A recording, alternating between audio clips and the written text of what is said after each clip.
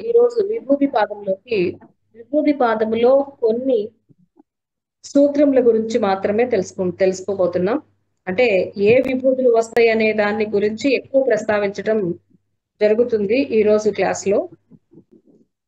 So నిన్నటి వరకు సాధన పాదంలో అష్టాంగ యోగం గురించి మనం క్రియాయోగం అంటే జస్ట్ నిన్న చెప్పిన దాన్ని ఒకసారి రివైజ్ చేసుకొని ఈరోజు విభూతి పాదానికి కనెక్ట్ అవుదాం. సో నిన్న మనం అష్టాంగ యోగం గురించి తెలుసుకొని ఉన్నాం. ఒక్కసారి మీరు అష్టాంగ యోగము అంటే ఏమిటి, అష్టాంగ యోగములో ఎన్ని అంగాలు ఉంటాయి అనే దాని గురించి చెప్తే దాని కంటిన్యూషన్ మనం విభూతి పాదంలోకి వెళ్దాం. సో హౌ మెనీ అంగాస్ in Ashtanga yoga? 8. What are they? ఏంటవి? యమ, నియమ, ఆసన, ప్రాణాయామ, ప్రత్యాహార, ధారణ, ధ్యానము, సమాధి. సంతోషం. అష్టాంగ యోగంలో యమ, నియమ, ఆసన, ప్రాణాయామ, ప్రత్యాహార. సో ఇంతవరకు మనకి ఏ పాదంలో కంప్లీట్ అయినాయి?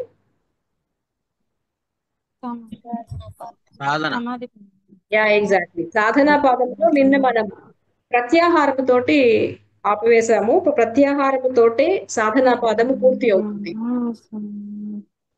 సో నెక్స్ట్ ది మనం ఫస్ట్ క్లాస్ లో చెప్పుకున్నట్లుగా పతంజలి మహర్షి తన లక్ష్యమైనటువంటి మానవుని లక్ష్యమైనటువంటి కైవల్యాన్ని ప్రాప్తింప చేసుకోవడానికి ఎటువంటి జీవన విధానం గడపాలి, ఎలాంటి అభ్యాసాలు చేయాలి, ఆ అభ్యాసాల ద్వారా ఏమి జరుగుతుంది, అభ్యాసం చేయటం వలన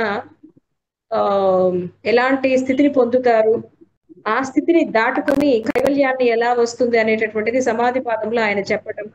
ఆ అభ్యాసాల గురించి నిన్న మనం పరిచయం చేసుకోవటం సాధనా పాదంలో. క్రియాయోగం గురించి, సో ఆ క్రియాయోగము క్లేశాలను, దుఃఖాలను ఎలా మాన్పుతుంది అని. సో ఈ దుఃఖాలను మాన్పడానికి, సమాధిని స్థిరింపజేసుకోవడానికి అష్టాంగ యోగం అనేటటువంటి ఒక యోగ విధానాన్ని పతంజలి మనకి ఇవ్వటం. సో దాంట్లో యమ, నియమ, ఆసన, ప్రాణాయామ, ప్రత్యాహారాల గురించి తెలుసుకోవటం. ఇప్పుడు విభూతి పాదము మానసిక సాధనలైనటువంటి ధారణ, ధ్యాన, సమాధి ప్రారంభమవుతుంది. సో మీకు ఆల్మోస్ట్ ఆల్ సాధన పాదంలో ఉన్న థీమ్ అంతా తెలిసిపోయింది. ఇక్కడ మనం కొన్ని సూత్రాల వరకు మాత్రమే ఇంపార్టెంట్ అయిన ముఖ్యమైన సూత్రాలని మనం ప్రస్తావించుకుందాం. దాంట్లో ఫస్ట్ది దేశబంధ చిత్తస్య ధారణ 1వ సూత్రం, 2వ సూత్రం, 3వ సూత్రం, 4. ఇవి చాలా ఇంపార్టెంట్ అండి. 4 సూత్రాలు అంటే ఈ 4 సూత్రాలు ధారణ, ధ్యాన, సమాధుల గురించి నిర్వచనాన్ని చెప్తాయి. నెక్స్ట్ ఇది 4వ సూత్రం వచ్చేసి ఈ మూడింటిని ఏకకాలంలో చేసేటటువంటి స్థితి ఏదైతే ఉంటుందో దాన్ని సంయమం అని చెప్తాయి. ఈ సంయమము అనేటటువంటి స్థితి 5వ సూత్రములో దాని యొక్క ఫలితాన్ని చెప్తున్నారు. ఈ సంయమము చేయటం వలననే, సంయమ స్థితిని పొందటం వలననే మనకి విభూతులు వస్తాయి అని చెప్పేసి ఇక్కడ ప్రస్తావించడం జరుగుతుంది పతంజలి. అందుకనే తజ్జయాత్ ప్రజ్ఞాలోక అని చెప్పేసి చెప్పటం జరిగింది. సో ఇది 5వ సూత్రం. అండ్ 7th and 8th, 7, 8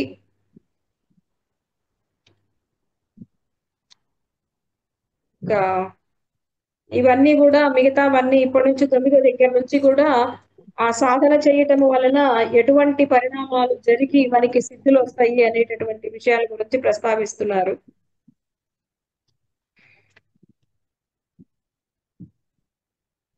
ఇక నెక్స్ట్ది 16వ సూత్రం. ఆ పరిణామాలన్నీ ఉన్నటువంటి 3 పరిణామాలు, సమాధి సాధన చేయటం ద్వారా వచ్చినటువంటి ధర్మ లక్షణ అవస్థలను అనేటటువంటి 3 పరిణామాలని ఒకేసారి సంయమం చేయటం వల్ల ఎలాంటి విభూతులు వస్తాయి అనేది 16వ సూత్రం నుంచి మనకి విభూతులు స్టార్ట్ అవుతాయండి. సో 16, 17 దీంట్లో కొన్నిటిని మీకు పరిచయం చేస్తాను. సో ఎలాంటి సిద్ధులు వస్తాయి మనకి దేనికి సంబంధించిన సిద్ధులు వస్తాయి అనేది ఇక్కడ నుంచి పూర్తిగా మొత్తం అప్ టు లాస్ట్ వరకు మనకి ఈ సిద్ధుల గురించే చెప్తారు. సో వీటి గురించి జస్ట్ ఒక లైన్ మీకు చెప్పడం జరుగుతుంది. ఇవన్నీ కూడా సిద్ధులేనండి. దేని మీద మనం సంయమము చేస్తే ఏ సిద్ధి వస్తుంది, ఏ శక్తి వస్తుంది అనే దాని గురించే మిగిలిన సూత్రాలన్నీ కూడా మనకి చెప్పడం జరుగుతుంది. సో 38వ సూత్రంలో 37 దాకా పురుష 6 విధములైనటువంటి సిద్ధులు 37 6 విధాలైనటువంటి సిద్ధులు వస్తాయి అని చెప్పి ఈ సిద్ధులను కూడా దాటడం అనేటటువంటి దాని ప్రాధాన్యత గురించి అక్కడ చెప్పడం జరుగుతుంది ఇక తర్వాత సూత్రాలలో.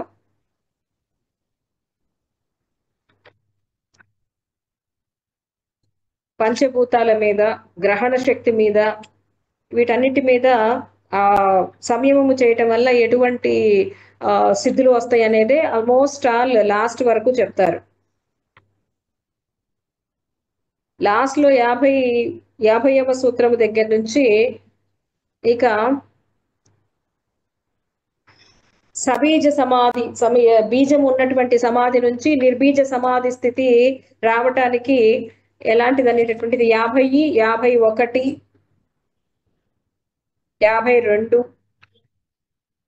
53, 54, 55. సో తారక జ్ఞానం అని చెప్పేసి తారకం అంటారు, తారక జ్ఞానం అంటారు. ఆ తారక జ్ఞానము తోటి విభూతి పాదము కంక్లూడ్ అవుతుంది. So now let us start the విభూతి పాదం.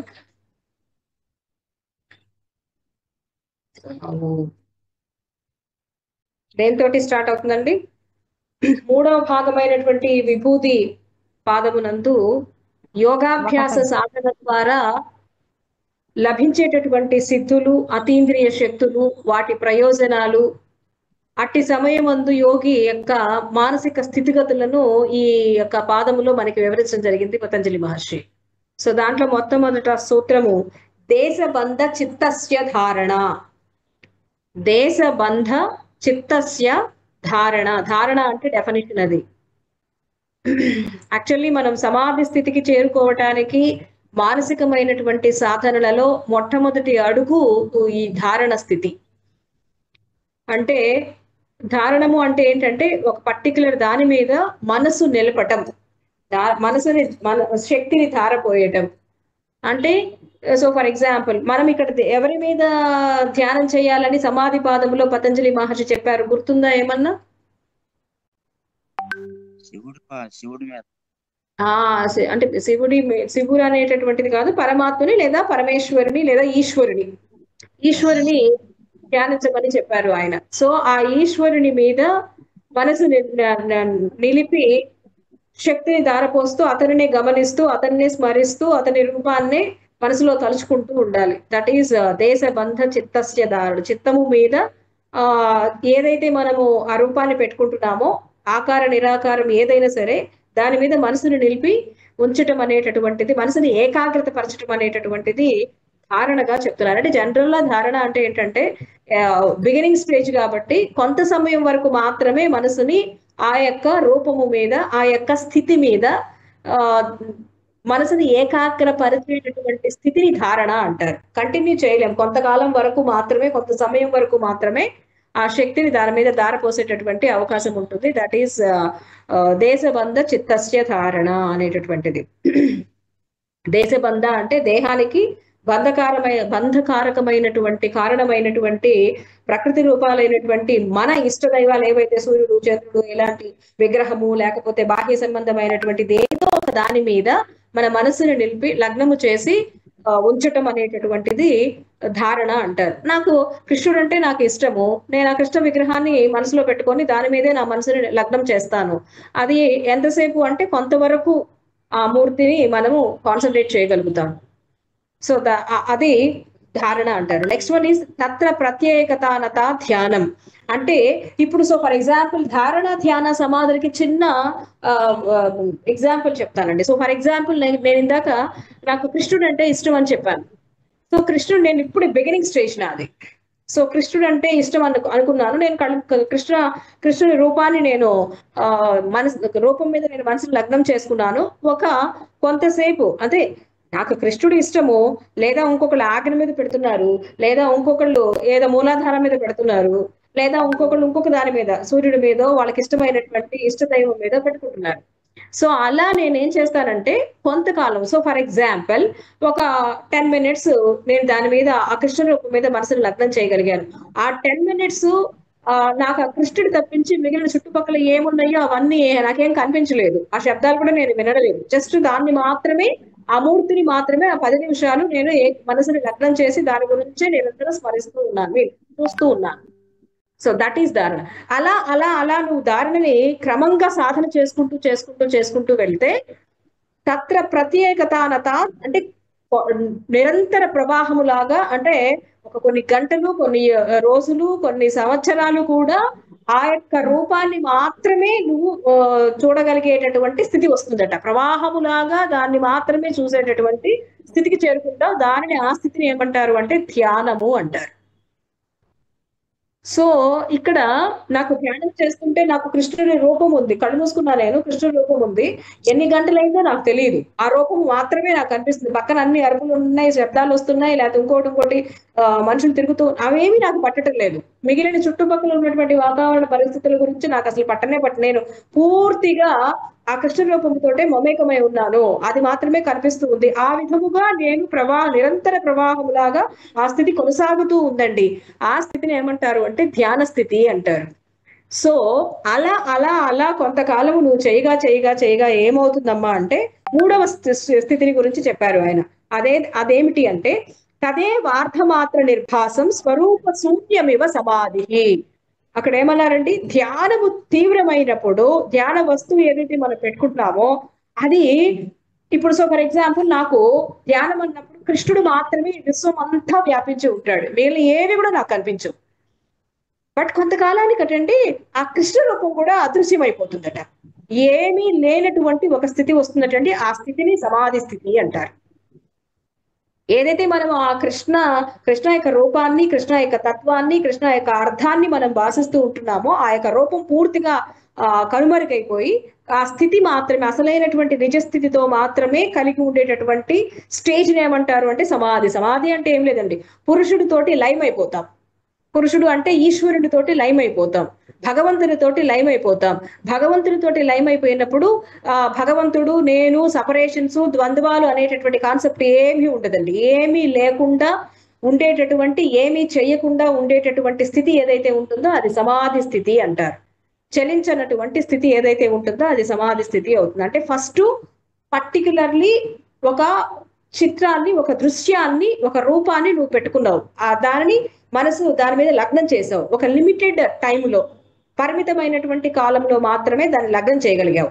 అలా సాధన చేసుకుంటూ వస్తే కొన్ని రోజులు, కొన్ని సంవత్సరాల ప్రవాహంలాగా ఆ ఒక్క రూపం తప్పించి ఈ ప్రపంచంలో, ప్రకృతిలో ఏది నాకు కనిపించటం లేదు. మొత్తం ఆయన మయం అయిపోయింది. చివరికి ఆయన కూడా లేకుండా ఉండేటటువంటి నిశ్చలమైన స్థితి వస్తుంది. ఆ స్థితిని సమాధి అంటారు. ఇలాంటి స్థితిని రావటానికి అభ్యాసము చేయగా కొన్నాళ్ళకి, కొన్ని సంవత్సరాలకి, ఎప్పటికో అప్పటికి సమాధి స్థితిని పొందుతాడు మానవుడు. అయితే ఇక నెక్స్ట్ది ఇలా కొనసాగుతూ ఉన్నటువంటి సమయములో మనకి ధారణ నుంచి ధ్యానానికి రావడానికి కొంత టైం పట్టింది.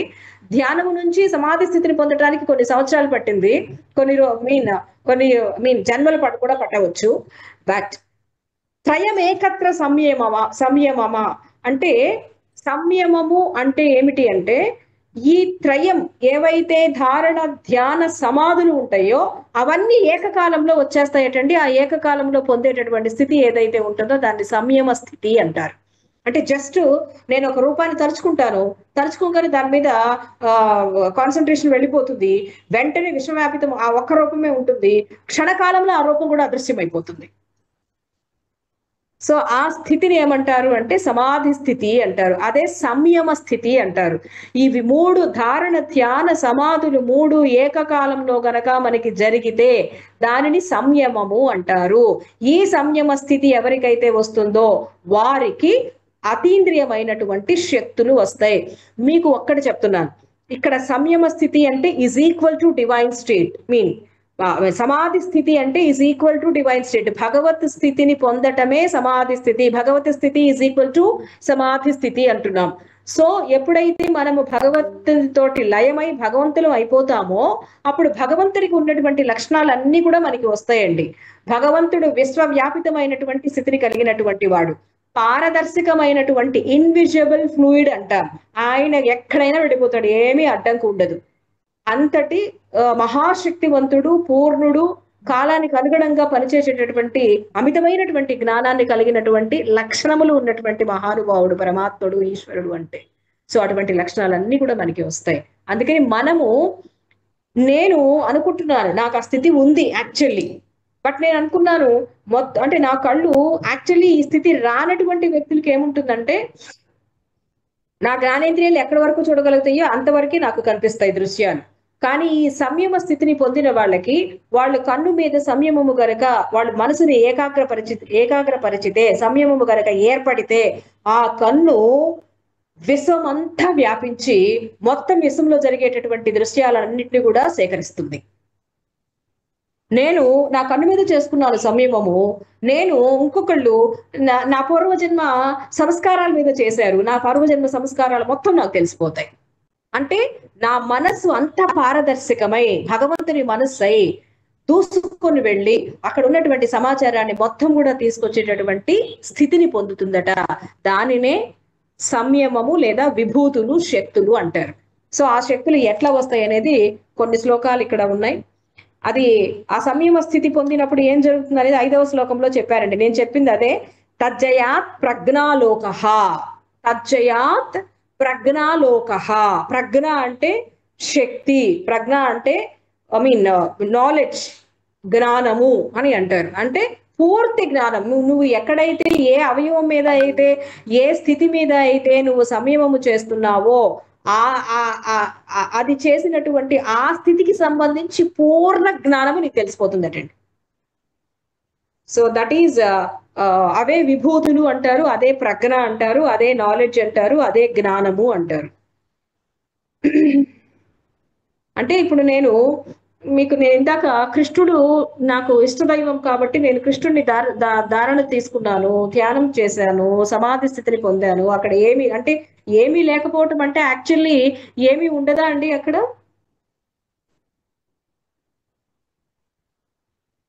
ఏమీ ఉండనటువంటి స్థితి అంటే ఏంటి అసలు జనరల్ గా? నిండి ఉన్న స్థితి, అంత లేనప్పుడు ఇంకేమి లేనట్లేదు అమ్మా. సో అంతా నిండి ఉన్న స్థితి ఏమీ లేదు. ఎగ్జాక్ట్లీ, దాంట్లో చాలా నిగూఢమైనటువంటి అర్థం ఉంది. సామాన్య మానవులకి ఏం అర్థం కాదు. అండ్ జనరల్లీ ఏమిటంటే, ఇప్పుడు సో ఫర్ ఎగ్జాంపుల్ ఈ మానవ దేహం ఉంది, స్థూలంగా ఉంది, కనిపిస్తూ ఉంది రూపం. ఈ రూపాన్ని ఒక్కదాన్ని విడగొట్టుకుంటూ వెళ్ళామనుకో, విడగొట్టుంటే కట్ చేయబాకండి, పోయడం కాదు, అట్లా కాదండి. ఇవన్నీ విడగొట్టుకుంటా అంటే అన్ని కూడా కోటాను కోట్ల అణువులు సముదాయం కదా. ఇదేంటి దేంట్లో సినిమాలో సిద్ధయ్య ఎక్కడో మొత్తం చక్రాలు ఉన్నాయంటే ఒక్కొక్క చక్రం ఉందా ఏంటి కోర్స్ చూపించండి, వేరే బ్రహ్మేంద్ర స్వామి చరిత్రలోనో దేంట్లోనో సంథింగ్ ఐ నో. బట్ అట్టా ఏం లేదండి. ఈ మానవ దేహం అంతా అణువుల సముదాయం అనుకున్నప్పుడు ప్రతి అణువులో కూడా భగవంతుడు ఉన్నాడు. అణువులు ఎట్లా వస్తాయంటే పరమాణువుల సముదాయమే అణువు అంటారు. అలాంటి కోటాను కోట్ల అణువుల సముదాయమే ఈ అవయవాలన్నీ కూడా. సో ఇప్పుడు ఒక్కొక్క దాన్ని విడగొట్టుకుంటూ, అణువుల్ని విడగొట్టుకుంటూ వెళ్తే పరమాణువులు వస్తాయి. పరమాణువులను విడగొట్టుకుంటూ వెళ్తే ఎలక్ట్రాన్స్, ప్రోటాన్స్, న్యూట్రాన్స్ వస్తాయి. ఎలక్ట్రాన్స్, ప్రోటాన్స్, న్యూట్రాన్స్ ఒక్కొక్క దాన్ని విడగొట్టుకుంటూ వెళ్తే ఫార్మాటివ్ డస్ట్ పార్టికల్స్ వస్తాయి. దివ్యధూళి పరమాణువులు వస్తాయి. దివ్యధూళి పరమాణువులు ఇంకా విడగొట్టుకుంటూ వెళ్తే ఏమీ లేనట్టు ఎంటీ స్పేస్ వస్తుంది. ఆ ఎంటీ స్పేసే భగవంతుడు. కాబట్టి ఇక్కడ మనకి సమాధిలో కూడా ఏం కనిపించిందంటే ఏమీ లేనటువంటి స్థితి ఉంది అక్కడ. అంటే కృష్ణ రూపము మనకి స్థూలంగా కనిపించింది. అణువు రూపంలో ఉంది. అణువులన్నీ కలిసి ఒక పోత పోసి ఒక విగ్రహముగా, ఒక మానవ దేహముగా కనిపించింది. దాన్ని విడగొట్టుకుంటూ లోపలికి వెళ్ళిపోతూ ఉంది మనస్సు. వెళ్లే కొలది అతి సూక్ష్మమైనటువంటి స్థితిని కూడా మనసుకు తెలిసిపోతూ ఉంది. ఇక చివరికి వెళ్ళగా మనస్సు అక్కడ ఏమీ లేనటువంటి స్థితిలోకి వెళ్ళిపోయింది. అదే భగవత్ స్థితి అంటున్నాం. ఎగ్జాక్ట్లీ, శూన్య స్థితి. సో అంత పారదర్శకమైపోయింది, అంత ఇన్విజిబుల్ ఫ్లూయిడ్ లాగా వెళ్ళిపోయింది ఆ మనస్సు. ఎందుకు మన మనసు వెళ్ళలేకపోతుంది అంటే, ఈ స్థితి ఎప్పుడు వస్తుందమ్మా మనిషికి అని అంటే, కర్మలు, సంస్కారాలు ఎప్పుడైతే పేరుకుపోయి ఉంటాయో, పడిపోయి ఉంటాయో, అప్పుడు మనసు పారదర్శకం అవ్వదు. బంధముతోటి ఇరుక్కుపోయి ఉంటేగా మందం అయిపోతుంది. అందుకని వెళ్ళలేదు అక్కడికి. సో అడ్డంకి అయిపోతుంది. సో అందుకని ఇప్పుడు ఫర్ ఎగ్జాంపుల్ ఇక్కడ ఒక గోడ ఉందండి, మనం స్థూలంగా ఉన్నప్పుడు గోడను నెట్టుకొని వెళ్ళాలంటే కష్టం. అదే ఆత్మస్వరూపం అయినప్పుడు ఆత్మకి గోడ అడ్డంకి అవుతుందా? అవ్వదు కదా. అట్లానే ఆ ఆత్మస్థితికి మనం వెళితే మనకి ఇవేమి కూడా అడ్డంకి ఉండదండి. డైరెక్ట్ గా వచ్చిన చోటకి మనం వెళ్ళగలుగుతాం. అందుకని పూర్వకాలంలో కొన్ని వేల సంవత్సరాల క్రితము కొంతమంది మహానుభావులు, ఋషులు, ఆధ్యాత్మికవేత్తలు, యోగులు కొన్ని వేల సంవత్సరాల క్రితం 2000, 3000, 4000 సంవత్సరాల క్రితం ఉన్నటువంటి క్యాలెండర్స్ ఎలా తయారు చేశారండి? వాళ్ళు ఏమన్నా భవిష్యత్తులోకి వెళ్ళారా? వాళ్ళేమో నడుచుకుంటూ వెళ్ళాలా, మనసు వెళ్ళిపోయింది. భూత భవిష్యత్తు వర్తమాన కాలాల్లోకి వెళ్ళిపోయి అక్కడ సమాచారాన్ని సేకరించి టకటకమని గ్రంథస్థం చేసి ఇచ్చేశారు మనకి. వాళ్ళు ఒకే చోట ఉండేవాళ్ళు, మనసు అంతా కూడా విశ్వవ్యాపితమై తిరుగుతూ ఉండేది. అంత పారదర్శకమయ్యేది వాళ్ళ మైండ్ వేవ్. అంటే యాక్చువల్లీ అలాంటి స్థితి పొందాలి అంటే భగవత్ స్థితి పైన పేరుకుపోయి ఉన్నటువంటి ఆ లేయర్స్ అన్ని, సంస్కారాలు, కర్మలు, అనుభవాలు అనేటటువంటివన్నీ కూడా, పొరలన్నీ కూడా శుద్ధి పోయినాయి. ఆ పోయినప్పుడు భగవంతుడు స్పష్టంగా కనిపిస్తారు. సో అలా మనం విభూతులు అనేటటువంటివి మనకి వస్తాయి అని చెప్పేసి ఇక్కడ చెప్పడం జరిగింది. సో ఈ యొక్క ధారణ, ధ్యాన, సమాధుల స్థితి మనకి రావాలి అంటే ముందుగా మనము ఏ స్థితిని పొంది ఉండాలండి? ధారణ స్థితి రావాలి అంటే మనము ఏ స్థితిని పొందితే ధారణ స్థితి వస్తుంది? ప్రత్యాహార స్థితి. మనం చదువుకున్నాం కదా, ధారణకు యోగ్యత మనసాహ అని చెప్పేసి. ప్రకాశావరణం ఎప్పుడైతే క్షీణిస్తూ ఉంటుందో, అంటే ప్రాణాయామము చేయటం వలన ప్రకాశావరణం క్షీణిస్తుంది. ఆ క్షీణించినటువంటి స్థితి ఆ మనసు ధారణ చేయటానికి యోగ్యత, అర్హత పొందుతుంది అని మనం నిన్న సాధన పాదంలో తెలుసుకున్నాం చివరి సూత్రాలలో. సో కాబట్టి ఇక్కడ మనం ఈ ధారణ అనేటటువంటి ధారణ, ధ్యాన, సమాధులు స్థితిని మనం పొందటానికి ముందు ఉన్నటువంటివి కారణాలు అవుతాయి. ఆ స్థితి లేకుండా ఈ స్థితి రాదు మనకి. కాబట్టి వాటి గురించి చెప్తున్నారు. త్రయమంతరంగం పూర్వేభ్యః అని. 7వది తదపి బహిరంగ నిర్బీజస్య అని చెప్పేసి 8వ సూత్రము. సంప్రజ్ఞాత సమాధికి అంతరంగ సాధనలైన ధారణ, ధ్యాన, సమాధులు అంటే ధారణ, ధ్యాన, సమాధులు పూర్తిగా గనక ఒక వ్యక్తికి వస్తే ఆ స్థితిని ఏమంటారు అంటే సంప్రజ్ఞాత సమాధి స్థితి అంటారు. మానసిక సాధనలైనటువంటి ధారణ, ధ్యాన, సమాధులు పూర్తిగా సంయమ స్థితి గనక మనం వచ్చినట్టయితే ఆ సంయమ స్థితి వచ్చినటువంటి ఆ కాన్షియస్ ని, ఆ స్టేట్ ని, ఆ స్థితిని మనం ఏమంటాము అంటే తదపి బహిరంగ నిర్బీజస్య, సంప్రజ్ఞాత సమాధి స్థితికి అంతరంగ సాధనలైన ధ్యాన, ధారణ, ధ్యాన, సమాధులు అనేటటువంటివి బహిరంగ సాధనలు అవుతాయి అని చెప్పేసి చెప్తున్నారంటే ఈ ధారణ, ధ్యాన, సమాధులు గనక మనము పొందాము అంటే అది సంప్రజ్ఞాత సమాధి స్థితి అవుతుంది. అంటే మీకు ఫస్ట్ సమాధి పాదములో సమాధులు 2 రకాలుగా ఉంటాయని చెప్పాను. అవి ఒకటి సంప్రజ్ఞాత సమాధి స్థితి, రెండవది అసంప్రజ్ఞాత సమాధి స్థితి అని చెప్పాం. సంప్రజ్ఞాత సమాధి స్థితి పొందినటువంటి వ్యక్తికి మాత్రమే అతీంద్రియ శక్తులు వస్తాయి, విభూతులు వస్తాయి, ప్రజ్ఞ వస్తుంది అని చెప్పుకున్నాం. ఈ సంప్రజ్ఞాత సమాధి స్థితి ఎప్పుడు వస్తుందమ్మా అంటే సంయమ స్థితి వచ్చినప్పుడు సంప్రజ్ఞాత స్థితి వస్తుంది. సంయమము అంటే ఏమిటి అంటే ధారణ, ధ్యాన, సమాధులు 3 కలిసి ఏకకాలంలో జరిగితే అది సంయమ స్థితి అంటున్నాము.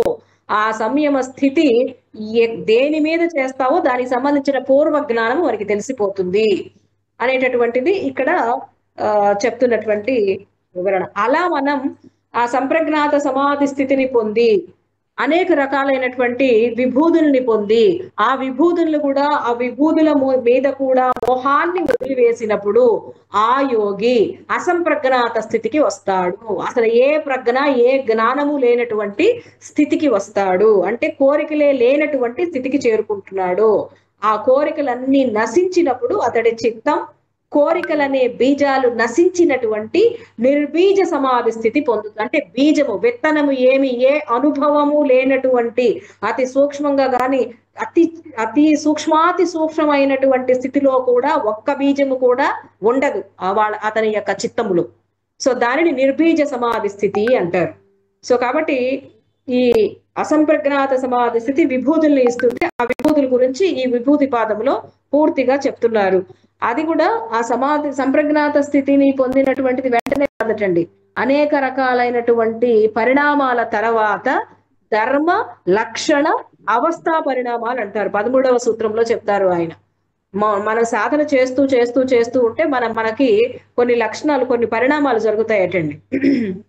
ఆ పరిణామాలన్నీ దాటుకున్న తర్వాత మాత్రమే మనకి సిద్ధులు వస్తాయి అని చెప్తున్నారు. ఆ పరిణామాలు ఏంటి అనేది మీకు ఏ సూత్రంలో చెప్పారు? 13వ సూత్రంలో చెప్తారు. ధర్మ పరిణామము, లక్షణ పరిణామము, అవస్థా పరిణామము అంటే సహజమైనటువంటి ధర్మాన్ని వదిలి ఉండటము ధర్మ పరిణామము. దాని యొక్క లక్షణాలు మాత్రమే తెలుస్తూ ఉంటే అది లక్షణ పరిణామము. ఇక ఆ లక్షణాలు కలిగినప్పుడు ఏ స్థితిలో అది గోచరిస్తుందో దాన్ని అవస్థా పరిణామం అంటారు. అంటే ఆ మూడు పరిణామాలు దాటి మనకి అనేక రకాలైనటువంటి శక్తులు రావడానికి అవకాశం ఉంటుందట. సో ఇక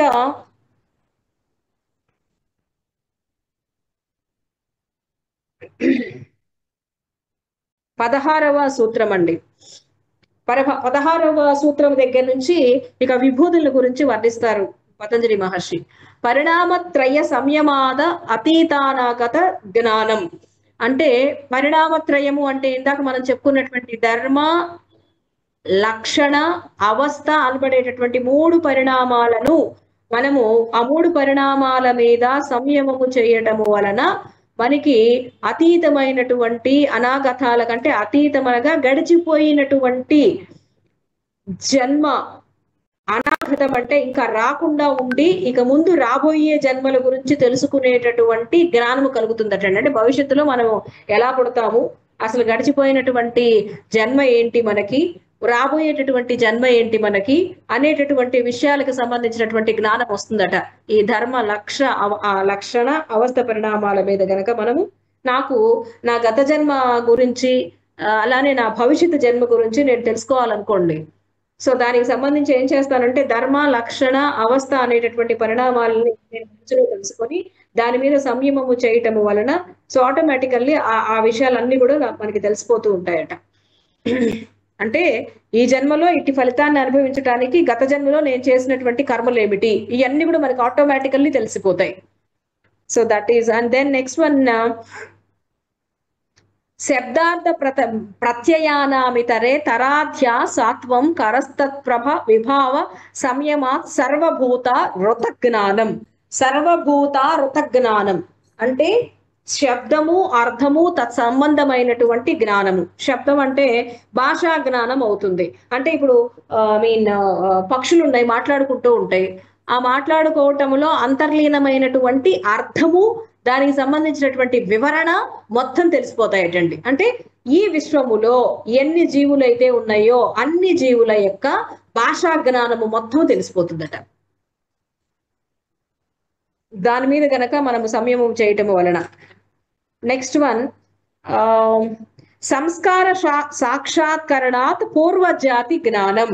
సంస్కారాలు అంటే ఏంటంటే అక్కడ యాక్చువల్లీ సంస్కారాలు అంటే ఎన్ని ఉంటాయండి, ఎన్ని కర్మలు ఉంటాయి మనకి, ఎన్ని సంస్కారాలు ఉంటాయి, మనం ఎన్ని సంస్కారాలు కలిగి ఉంటాం, ఎన్ని కర్మలు కలిగి ఉంటాం? 2. ఏంటవి?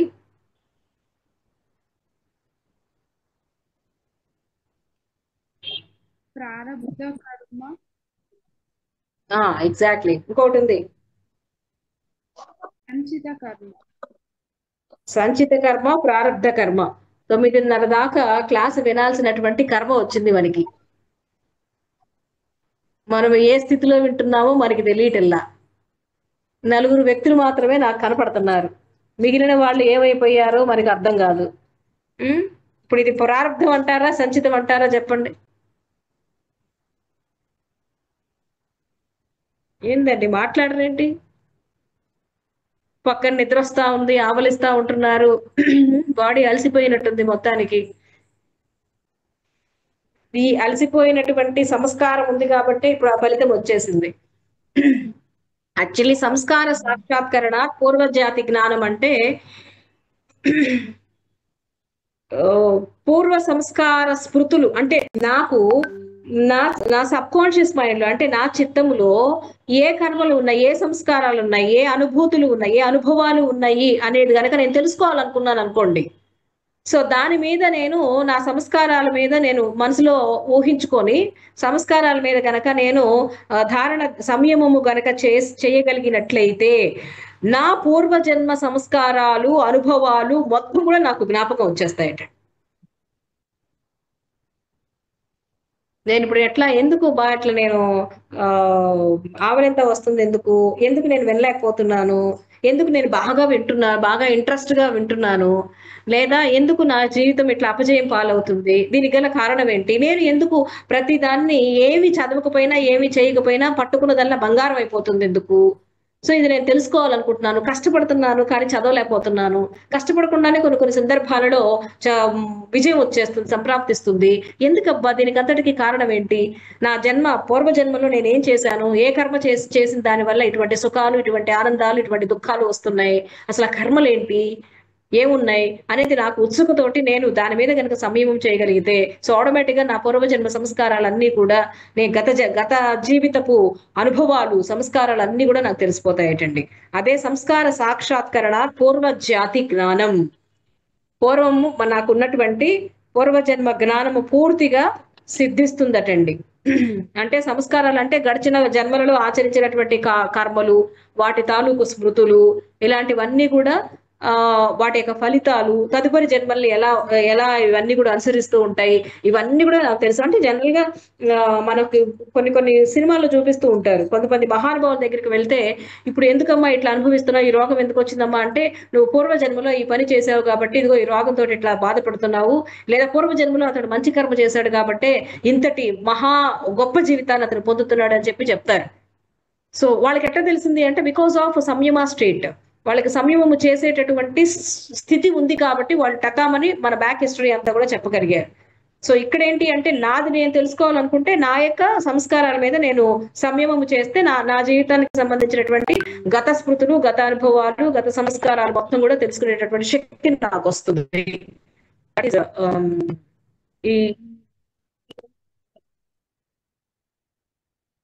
అండ్ నెక్స్ట్ వన్ ఈజ్ ఇంకొకటి మనకేంటంటే మనల్ని మనం దేవుడు ఎరుగు కానీ పక్క వాళ్ళ దాని గురించి ముందు ఆలోచిస్తాం. ఎదుటి వ్యక్తి యొక్క చిత్తంలో ఏమి ఆలోచనలు ఏమున్నాయో తెలుసుకోవాలి నా కోరిక కలిగింది అనుకోండి, అప్పుడు ఏం చేయాలి, ప్రత్యయస్య పరచిత్త జ్ఞానం. అంటే పరచిత్త అంటే వేరే వ్యక్తులు ఇదే విధంగా సంయమము ద్వారా పరుల చిత్తమును అతీత జ్ఞానముతో పరిశీలించిన యోగికి పరుల చిత్త జ్ఞానము కూడా లభిస్తుంది. పరుల యొక్క సబ్ కాన్షియస్ లో, పరుల ఇతరుల యొక్క పెట్టెలో, జ్ఞాపకాలు భద్రపరిచే పెట్టెలో సంస్కారాలు ఏమున్నాయి కూడా చెప్తారట. అలానే దాని ద్వారానే యోగులు, ఆధ్యాత్మికవేత్తలు, గురువులు కారణాల గురించి టకటకమని చెప్పేయగలుగుతున్నారు, వాళ్ళ ఆ స్థితిని పొంది ఉన్నారు కాబట్టి. సో నెక్స్ట్ది 21వ సూత్రం.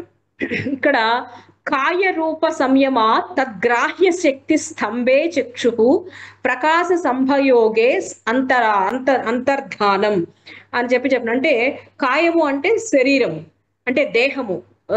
ఆ దేహము రూపంతో సంయమాన్ని చేసినప్పుడు యోగి దేహంలోకి ఉన్నటువంటి గ్రాహ్య శక్తి నిరోధించబడి అతని నేత్రాలకు ఉండే చూసే శక్తి వేరవుతుంది. అందుకని ఆ యోగి శరీరము ప్రకాశించటానికి ఒక శక్తి ఉంటుందండి, ప్రకాశ శక్తి అంటారు. ఆ ప్రకాశ శక్తి, ఆ గ్రాహ్య శక్తి రెండు సపరేట్ అవుతాయి. సపరేట్ అయినప్పుడు ఆ దృశ్యం కనపడదు. సో అటువంటి శక్తిని కాయరూప సంయమ తద్గ్రాహ్య శక్తి స్తంభే, ఆ గ్రాహ్య శక్తిని అంటే మనకి కనపడేటటువంటి ఆ ప్రకాశ శక్తిని గనక స్తంభింప చేసేటటువంటి స్థితి మీద మనం సంయమం చేయటం వల్ల ఆ వ్యక్తి మనకు కనపడకుండా అంతర్ధానం అయిపోతాడటండి. ఇప్పుడు నేనున్నాను, నేను కనిపిస్తున్నాను, కనిపించడానికి ఒక శక్తి గ్రాహ్య శక్తి అంటారు. ఆ శక్తి మీద కనుక నేను సంయమము చేస్తే నేను ఉంటాను కానీ ఎవరికి కనపడదు. కనిపింప చేయటానికి అవసరమైనటువంటి శక్తి స్తంభింప చేశాను దాని మీద సంయమము చేసి. సో దట్ ఈజ్ గ్రాహ్య శక్తి అంటారు.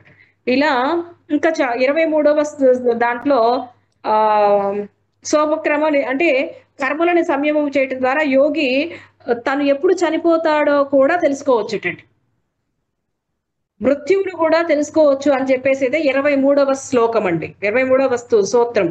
సోపక్రమం నిరుపక్రమం చ కర్మ తత్సయా మాద పరాంత జ్ఞాన మరి స్టేభ్యోవా అని చెప్పేసి అరిష్ట శకునాలు, సూచనలు ఇలాంటివి కాకుండా ప్రత్యక్ష యోగిగా కలిగేటటువంటిది ప్రత్యక్షం డైరెక్ట్ గా తెలిసిపోతుందటండి. మృత్యువు ఎప్పుడు వస్తుందనేది టకామని చెప్పగలిగేటటువంటి స్థితి వస్తుందట. అది 23వ సూత్రంలో మనకి చెప్తున్నారు. నెక్స్ట్ 24వ సూత్రంలో మనకి ఆల్రెడీ చిత్త ప్రసాదాలు అని చెప్పి ఉన్నారు.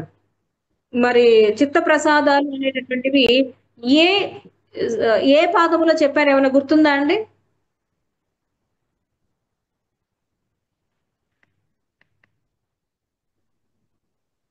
ఏమండి చిత్త సమాధి పాదం ప్రసాదం మేడం. సమాధి పాదం. ఎగ్జాక్ట్లీ, సంతోషం, ఒకళ్ళన్నా చెప్పారు. ఏంటవి అసలు ఆ చిత్త ప్రసాదాలు?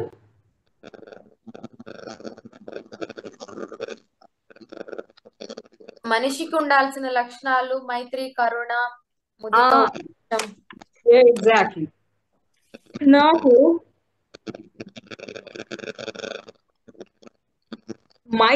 మైత్రాదిషు ఫలాని అని అంటే మైత్రి, కరుణ, ముదిత అనే భావన మీద సంయమము చేయటం చేత ఆ యోగి మరింత బలవంతుడవుతాడటండి, మరింత శక్తివంతుడవుతాడట.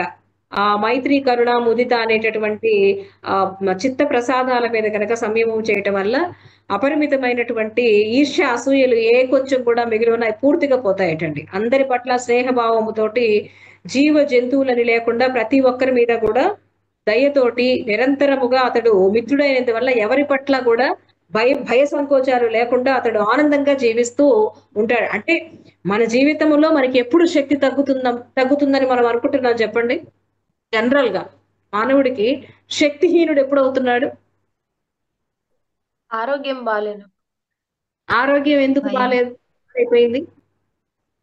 ఆహారం మేడం, ఆహారం అనుకుంటే శక్తిహీనుడు అనుకుంటుంది. ఆహారము ఒక కారణం. ఇంకా మెంటల్ గా బాలేనప్పుడు ఆయుష్ కూడా మేడం. వృద్ధాప్యంలో ఆరోగ్యం పాడైపోయినప్పుడు ఆయుష్ తగ్గిపోతుంది కదా. నేను అంటుంది ఒక వ్యక్తికి శక్తి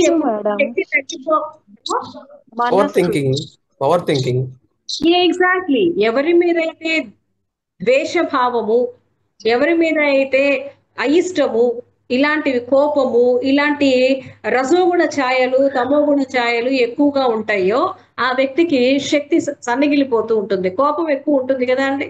కోపం ఎక్కువ అయితే ఏమవుతుంది? బ్లడ్ ప్రెషర్ వస్తుంది. ఇప్పుడు మనకి జనరల్లీ ఆరోగ్యము శక్తిహీనమయ్యి ఆరోగ్యం పాడైపోవడానికి కారణం ఏంటి అంటే యోగ వాసిష్టంలో ఆది వ్యాధి అనే ఒక కాన్సెప్ట్ ఉంటుంది. ఆది అంటే మెంటల్ ఫ్లక్చువేషన్స్, వ్యాధి అంటే ఫిజికల్ ప్రాబ్లమ్స్. నువ్వు ఫిజికల్ ప్రాబ్లమ్స్ రావటానికి కారణం ఏంటి అంటే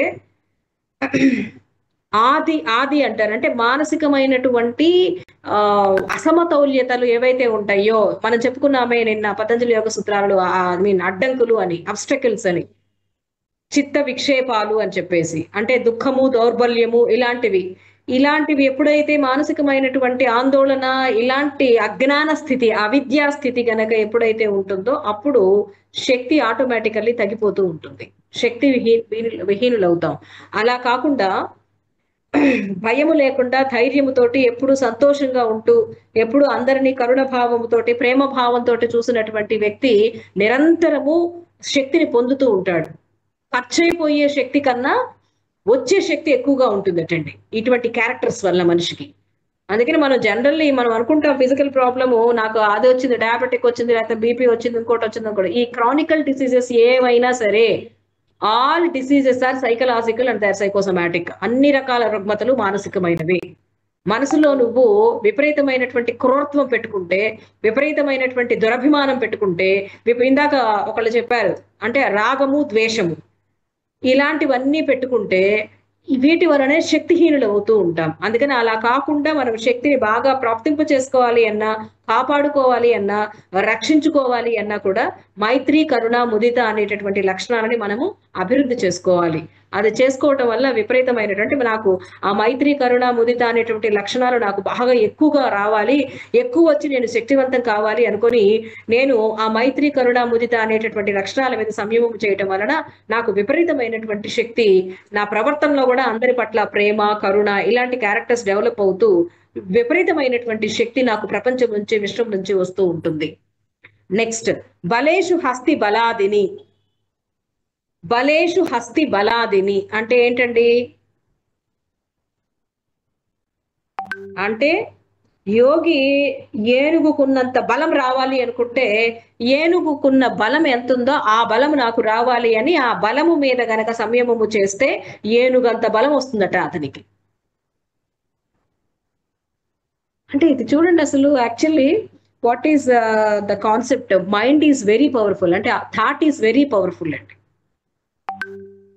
నాకు ఆలోచన స్ట్రాంగ్ గా ఉందనుకోండి, దృఢంగా ఉందనుకోండి, అయి తీరుతుంది అది. ఆ ఆలోచన యొక్క స్థితిలో కనుక తగ్గుదల ఉంది అని అంటే, దాని మీద మనం దృఢత లేదు అంటే, సో ఆటోమేటిక్ గా అది తగ్గిపోతూ ఉంది. సో అందుకని మనము ఏనుగంత బలం, సింహం అంత బలం, నాకు సింహ బలంతోటి సింహానికి ఉన్నంత బలం నాకు ఉండాలి అంటే సింహాన్ని ఊహించుకొని దానికి ఉన్న బలాన్ని మనం ఊహించుకొని బలం మీద కనుక మనం సంయమం చేస్తే సింహబలుడు అవుతాడట అతను.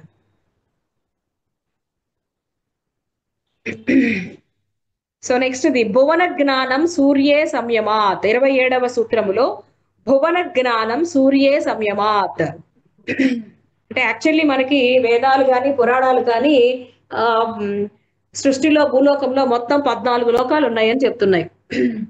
ఆ 14 లోకంలో భూభువన ఊర్ధ్వ అధోలోకాలు అని అంటారు. భూమి పైన అంతరిక్షంలో భూభాగం అడుగున అధో భాగంలో ఉన్నాయని మనం చెప్తాం. పాతాళ లోకం అని, భూలోకం అని, పైన లోకం అని చెప్పేసి చెప్తూ ఉంటాం. మళ్ళీ అలానే 7 లోకాలు అధోలోకాలుగా ఇలాంటి చాలా చాలా ఉన్నాయి.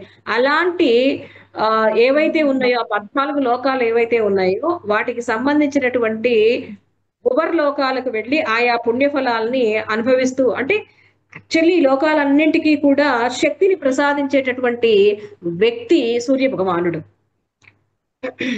ఆయన సూర్య తేజాన్ని జీవశక్తిగా స్వీకరించి మనగలుగుతున్నాయి కాబట్టి ఆ సూర్యుని తేజస్సు మీద కనుక మనము సంయమము పాటించటం వలన మొత్తం భువన జ్ఞానం, ఆ సూర్యునికి ఉన్నంత శక్తి వస్తుందట మనకి.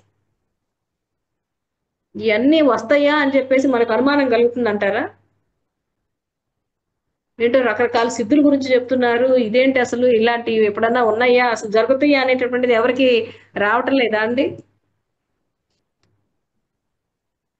వస్తాయి అనుకుంటున్నారా, రావట్లేదు అనుకుంటున్నారా చెప్పండి. వస్తుంది వస్తాయండి. సంకల్పం ఉంటే ఏమైనా సాధించవచ్చు మేడం. దృఢ సంకల్పం, దృఢ ప్రయత్నం, దృఢ ప్రయత్నం ఉండాలి. ఎగ్జాక్ట్లీ చెప్పారు ముందే, అందుకనే సతు దీర్ఘకాల నైరంతర్య సత్కారాసేవితో దృఢ భూమికి అని. మనం దృఢత ఉండాలి. దృఢత రావాలి అంటే నిరంతరం అభ్యాసం, ఎటువంటి ఆటంకం లేకుండా చేయగలగాలి. చేస్తే వస్తుంది. మనం ఇప్పుడు వింటాము, బాగా మోటివేట్ అవుతాము, మళ్ళా క్లాస్ అయిపోయిన వెంటనే సూత్రం లేదు, దారం లేదు, ఏమీ లేదు, అంతా అయిపోయింది. మళ్ళా మామూలు రేపు ఫ్రెష్ గా వచ్చేస్తాం. ఏది ఎట్టు పెట్టుకో, మనం లోపల అనుభవాలు ఏమి పెట్టుకో, మనం కష్టం కలిగించేటటువంటి అనుభవాలు ఏమి మనం ఉంచుకోవండి. ఎంతో అసలు చూసారా ఎంత స్వభావం, ఎంత మంచి స్వభావం. లోపల పెట్టుకుంటే మళ్ళీ చేయాల్సి వస్తుంది, అప్లై చేయాల్సి వస్తుంది.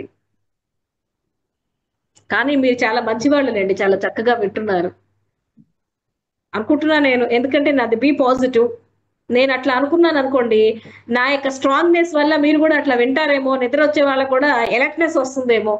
ఐ థింక్ కృష్ణ భగవానుడు నాలో చేరి లేదా మీలో చేరి లేపుతూ ఉంటాడేమో, ఐ థింక్. సో అందుకని be blessed by the divine. Next ఇది ధ్రువే తద్గతి జ్ఞానం. ధ్రువ నక్షత్రంతో సంయమము చేయటం వలన నక్షత్ర గమనాలన్నీ కూడా తెలిసిపోతూ ఉంటాయటండి. బాబోయ్, అసలు ఇవన్నీ తెలుసుకుంటే ఇంకేముందండి మనకి, మొత్తం మనలోనే ఉంది కదా విశ్వ రహస్యాలన్నీ. అందుకని అంటారు మానవ మేధస్సు విశ్వపు గ్రంథాలయం అని. Everything is with in it. If you use the energy we can create wonders in this world. భగవంతుడు ఎక్కడో లేడండి, ఎక్కడో వెతుక్కుంటున్నాం మనం. భగవంతుడు మనలోనే ఉన్నాడు. అందుకనే భగవద్గీతలో కృష్ణ పరమాత్ముడు చెప్తాడు, అరే అర్జున, నీ దగ్గర నీ హృదయంలో నేను ప్రతిష్ఠితుడై ఉన్నాను నాయన, నన్ను గమనించు అని. మనమేమో మన హృదయంలో ఉన్నటువంటి భగవంతుడిని వదిలేసి ఎక్కడెక్కడో చూస్తాం. కాబట్టి ఎక్కడ ఉన్నదండి మొత్తము ఈ విభూతులు తెలుసుకుంటూ ఉంటే మనకు అర్థమైపోతుంది, నాయన ఇంత జ్ఞానం మనం పెట్టుకున్నావా, మనం సరిగా చేయట్లేదు, ఉపయోగించుకోవట్లేదు అనిపిస్తుంది నాకు. సో అందుకని దానికి ఎలాంటి అభ్యాసం చేయాలో ఆ దారిలో వెళ్ళి ఆ స్థితిని పొందినటువంటి వ్యక్తులని మనము కలుసుకోవాలి, తెలుసుకోవాలి, వాళ్ళ యొక్క సలహాలు తీసుకోవాలి, మార్గంలో మనం వెళ్ళాలి. 30వ శ్లోకం. నాభి చక్రే కాయావ్యూహ జ్ఞానం. నాభి చక్రము అంటే నాభి చక్రం ఏంటండి? నాభి దగ్గర ఉండే చక్రాన్ని ఏమంటారు? మణిపూరం. బతికించారు. మణిపూరక చక్రం. సంతోషం. మనిషి శరీరం లోపల నాడులన్నీ కూడా నాభి చక్రానికి కలపడి ఉంటాయి. ఆ నాభి అనేది లోపల ఒక చక్రలాగా ఆకృతి ధరించి ఉంటుంది కాబట్టి దాని మీద గనక సంయమము చేయటం వలన శరీరము లోపల స్థితిగతులన్నీ తెలిసిపోతాయటండి. స్కాన్ అవసరం లేదటండి. మనం హాస్పిటల్కి వెళ్ళి స్కాన్ చేసుకోవాల్సిన అవసరం లేదు. టకాటకామని ఆ శరీరంలో హార్ట్ ఇట్లా పనిచేస్తుంది, ఇలా ప్రాబ్లం ఉంది, ఇలా ఇంత చక్కగా ఉన్నాయి, ఇవన్నీ కూడా రక్తము, మాంసము, అస్థి, మజ్జ, శుక్లాలు, శుక్లశోణితాలు, ధాతువులు, వాత, పిత్త, కఫాలు, కపాలము, ఇవన్నీ వాటి దోషాలు, వాటి స్థితిగతులు మొత్తం తెలిసిపోతుందటండి. అందుకని మనం రోజు ఏం చేద్దామండి?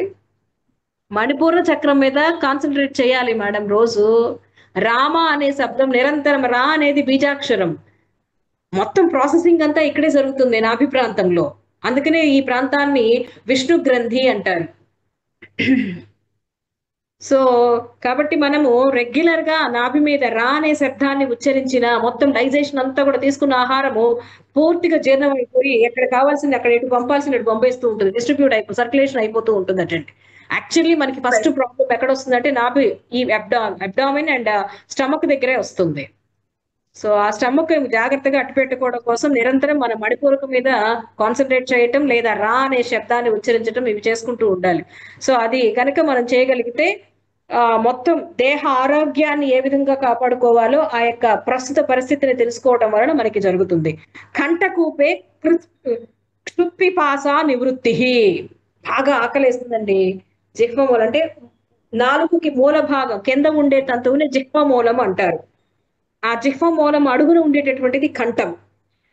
దీనిని ఒక దిగువన ఒక కోపం ఉంటుంది, ఒక గొయ్యి ఉంటుంది. ఆ కంఠ కోపమునే అన్నవాహిక అని అంటారు. దీని చేతనే, ఈ అన్న నాళిక చేతనే మనకి ఆకలి, దాహము, దప్పిక ఇవన్నీ వస్తూ ఉంటాయి. సో అవన్నీ లేకుండా ఉండాలి అంటే ఆ కంఠ కూపమునందు మనము ఈ సంయమము చేయటం వలన ఆకలి దప్పికలు ఏమి ఉండవటండి. Next the కూర్మనాడ్యాం స్థైర్యం. కూర్మనాడి అనేది చాలా ముఖ్యమైనటువంటి నాడి. దాన్ని ఎక్కడ ఉంటుంది అంటే తాబేలు, కూర్మము అంటే తాబేలు కదండి. కంఠమునకు క్రింద వక్షస్థల భాగంలో తాబేలు ఆకారంలో ఒక నాడి ఉంటుందటండి. దాన్ని కూర్మనాడి అంటారు. ఆ కూర్మనాడి స్థిరంగా ఉన్నప్పుడే ఎవరికైనా చిత్తస్థైర్యం కలుగుతుంది. తర్వాత ఆ చిత్తస్థైర్యం తర్వాత దేహస్థైర్యం కలుగుతుంది.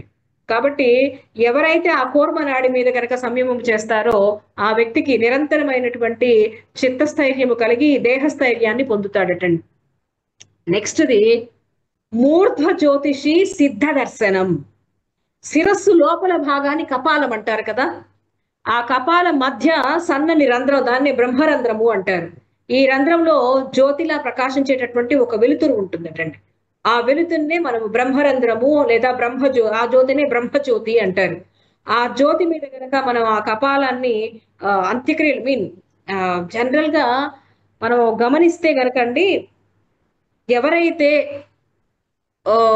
బ్రహ్మస్థితిని పొంది జీవన విధానం కొనసాగిస్తూ ఉంటారో అటువంటి వ్యక్తులకి మరణము, ప్రాణము అధోభాగం నుంచి కాకుండా ఊర్ధ్వ భాగం నుంచి అంటే కపాల రంధ్రము నుంచి బయటకు వెళ్ళిపోతుందటండి. దాన్నే అప్పుడు కపాలం చీల్చుకొని వెళ్ళారు, కపాల మోక్షం వచ్చింది అనేసి అంటారు. అటువంటి వ్యక్తులకి మరల జన్మ ఉండదు అని చెప్తారు. ఎవరికైతే అధోభాగం అంటే రకరకాల రంధ్రాల నుంచి బయటకు వెళ్ళిపోతుందో వాళ్ళకి మరో జన్మ వస్తుంది దానికి తగ్గట్టుగా అని చెప్తూ ఉంటారు. సో ఆ బ్రహ్మజ్యోతి మీద కనుక సంయమము చేస్తే సిద్ధ పురుషుల దర్శనం కలుగుతుందటండి. మూర్ధ్వ జ్యోతిషి సిద్ధ దర్శనం. నెక్స్ట్ది ప్రాతిభాద్వా సర్వం అంటే వివేక జ్ఞానం పొందటాన్ని ప్రతిభా జ్ఞానం అని అంటారు. ప్రతిభా జ్ఞానము కలగాలి అంటే నేను నా ప్రతిభ సంబంధించినటువంటి నేను ప్రతిభావంతురాల్ని కావాలి అనుకొని దాని మీద గనక సంయమం చేయటం వల్ల విపరీతమైనటువంటి ప్రతిభ నాకు వస్తుందట.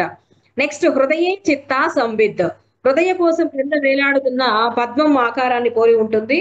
ఇదే హృదయ స్థానము అంటారు. దీని వలన మొత్తం పూర్తిగా ఆత్మ పురుషునికి అంటే హృదయంలో ఎవరుంటారని చెప్పుకున్నామండి ఇందాక మనం భగవంతుడు ఉంటారు అని చెప్పుకున్నాం. ఆ భగవత్ స్థితి యొక్క లక్షణాలు పూర్తిగా మనకి తెలిసిపోతాయటండి. సో అది ఇక 36 నుంచి చాలా చాలా విషయాల గురించి చెప్పడం జరిగింది. ఇక్కడ 6 విధములైనటువంటి సిద్ధులు వస్తాయని చెప్పి కోరినంతనే తన ముందు ప్రత్యక్షమవుతారు. ఎవరిని కోరుకుంటే వారు ప్రత్యక్షం అవ్వటం, ఏ శబ్దాలు కావాలనుకుంటే ఆ శబ్దాలు నాకు వినపడటం, క్లైవేరియన్స్, ఫేస్ రీడింగ్, థాట్ రీడింగ్ ఇవన్నీ వస్తాయటండి. తతః ప్రతిభ, శ్రవణ, వేదన, ధర్మ, స్వాద, వార్త జాయంతి 6 విధములైనటువంటి పురుష జ్ఞాన సిద్ధులు వస్తాయని 37వ సూత్రం చెప్తుంది. సో ఇవన్నీ కూడా ఆల్మోస్ట్ ఆల్ చాలా మంది నీటి మీద నడుస్తూ ఉంటారు, నీటిలో మునిగిపోకుండా తేలియాడుతూ ఉంటారు. ఎట్లా వస్తుంది వాళ్ళకి అంటే ఉదాన వాయువు మీద గనక సంయమము చేయటం వలన అలాంటి స్థితి వస్తుంది. అంటే జనరల్లీ తేలికైపోతుంది. మనకి మామూలుగా మీరు విని ఉంటారు పంచ ప్రాణాలు అంటారు. యాక్చువల్లీ మన బాడీలో ఉన్న శక్తి 5 రకాలుగా విభజింపబడి శరీరంలో పని చేయటానికి శక్తిగా ఉపయోగపడుతూ ఉంటుంది. ఆ 5 ప్రాణాలు ఏమన్నా తెలుసా అండి మీకు? ప్రాణ అపాన సమాన ప్రాణ,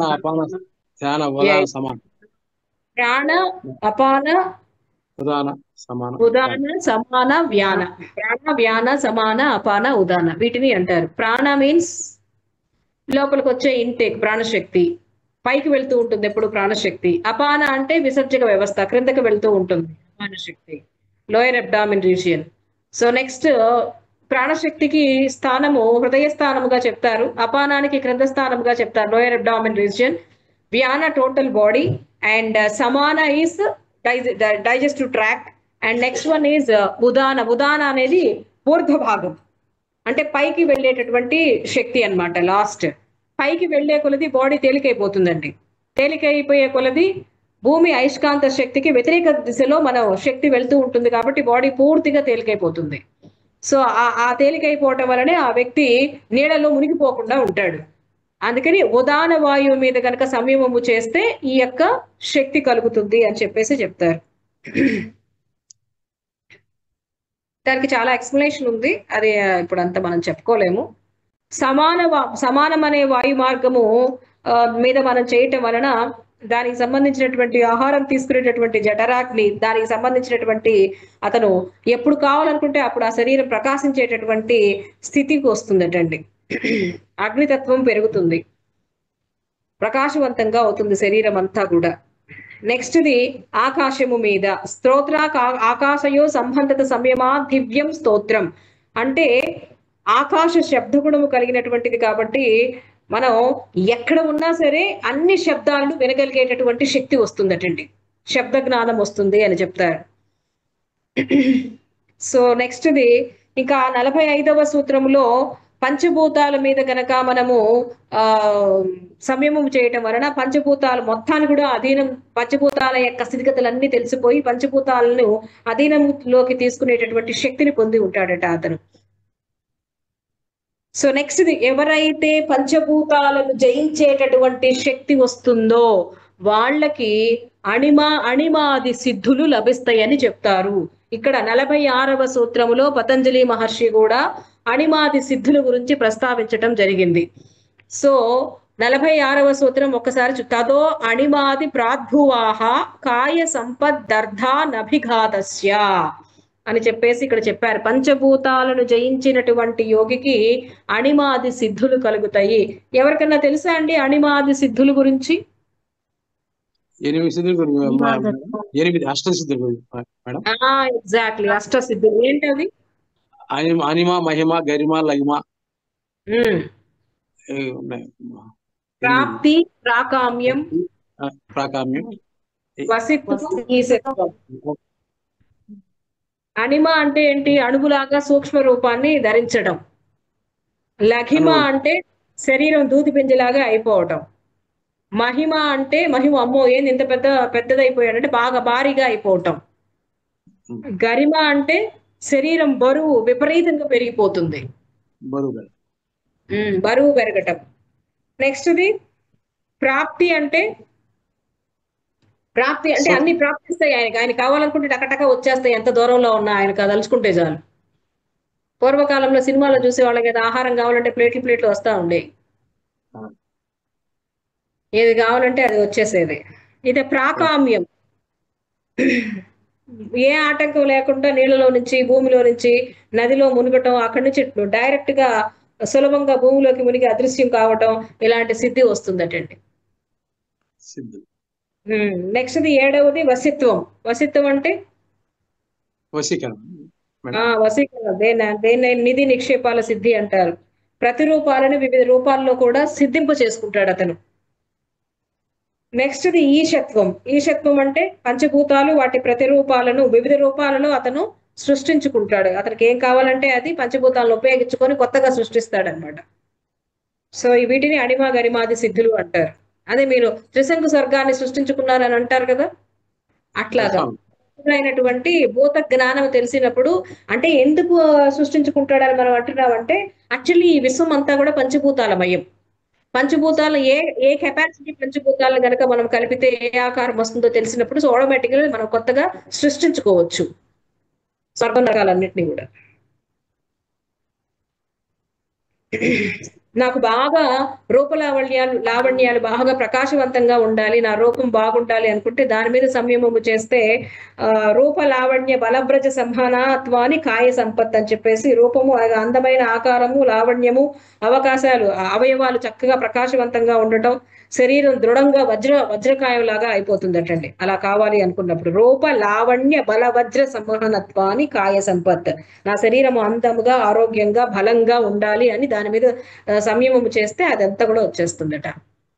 ఇంద్రియాల మీద చేస్తే ఇంద్రియాలు మొత్తం కూడా ఇంద్రియాలను జయించేటటువంటి శక్తి వస్తుందని 48వ సూత్రంలో గ్రహణ స్వరూపాస్మి తాన్మయార్థవత్వ సంయమా ఇంద్రియ జయం అని చెప్పి చెప్తున్నారు. ఇంద్రియాలంటే తెలుసు కదండి, పంచేంద్రియాలు. పంచేంద్రియాలంటే ఏంటి సార్? అదే సెన్స్ ఆర్గాన్స్ అంటే ఏంటమ్మా? జ్ఞానేంద్రియాలు, కర్మేంద్రియాలు మేడం. కర్మేంద్రియాలు జ్ఞానేంద్రియాలు, కళ్ళు, ముక్కు, చెవులు,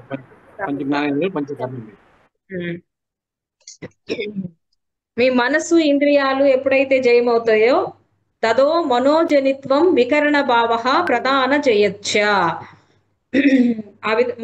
ఎవరైతే మనస్సు ఇంద్రియాలను సాధకుడు వశం చేసుకుంటాడో మనస్సును జయిస్తాడటండి. ప్రధాన జయం అనేటటువంటి ఏదైనా సరే జయించేటటువంటి శక్తిని కలిగి ఉంటాడట. సో ఇక మొత్తం కూడా 50వ సూత్రం అనేది చాలా ఇంపార్టెంట్ అండి.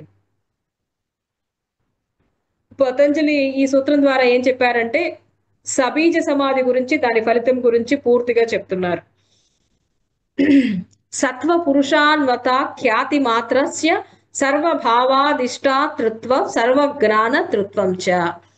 మొత్తం కూడా సత్వము పురుషుడు ఈ రెండిటికి మాత్రమే చెందినటువంటి అది ఒక్కటే ఉండాలి. సత్యం ఏదైతే ఉంటుందో, భగవంతుడు ఏదైతే ఉంటాడో ఆ జ్ఞానము మాత్రమే మిగిలి ఉంటుందటండి.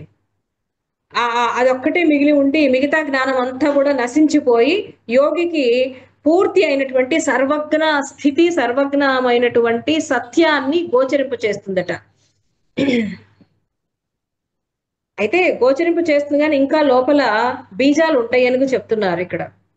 సో ఆ బీజ స్థితి అనేటటువంటిది నిర్బీజం అవ్వాలి అంటే 51వ దాంట్లో చెప్పారు. నిర్బీజ సమాధి ద్వారా వైరాగ్యం కలిగినప్పుడు విషయ వాంఛలు అంటే బీజాలు పూర్తిగా నశించిపోతాయి అని చెప్పేసి నిర్బీజం అవుతుంది అని చెప్పారు.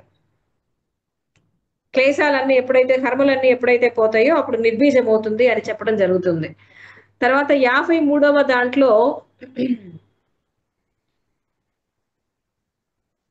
52 కూడా ఇంపార్టెంటేనండి. స్థానుపని మంత్రణే సంఘ స్మయాకరణం పునరనిష్ట ప్రసంగాత్. యోగి అలా ఎప్పుడైతే నిర్బీజ స్థితిలో ఉండి విరాగి అయి నిశ్చల సమాధిలో ఉన్నప్పుడు అతనిని పరీక్షించటానికో లేదా తపోభంగం చేయటానికో మామూలుగా జనాలు మన సినిమాల్లో చూస్తుంటాం కదా, అతడి దేవతలు, యక్షులు ఇలాంటి వాళ్ళందరూ కూడా అతని ముందు ప్రత్యక్షం అవుతారట. యాక్చువల్లీ ఒక రకంగా ఆ యక్షులు దేవతలు ప్రత్యక్షమయ్యారు అంటే అతను ఎంత స్థాయికి వెళ్ళాడో చూడండి. అంటే అటువంటి నిర్బీజ నిశ్చల సమాధిలో ఉన్నటువంటి వ్యక్తులకి మాత్రమే యక్షులు, గంధర్వులు, దేవతలు ఎదురు నిలిచి భంగానికో లేకపోతే ఇంకొక దానికో నిలిచేటటువంటి స్థితి వస్తుంది. అలాంటి స్థితి వచ్చింది అంటే అంటే ఆ యొక్క స్థితిని పొందారు అంటే అతను నిశ్చల స్థితిలో నిర్బీజ స్థితిని పొందినట్లే గుర్తు పెట్టుకోవాలి మనం.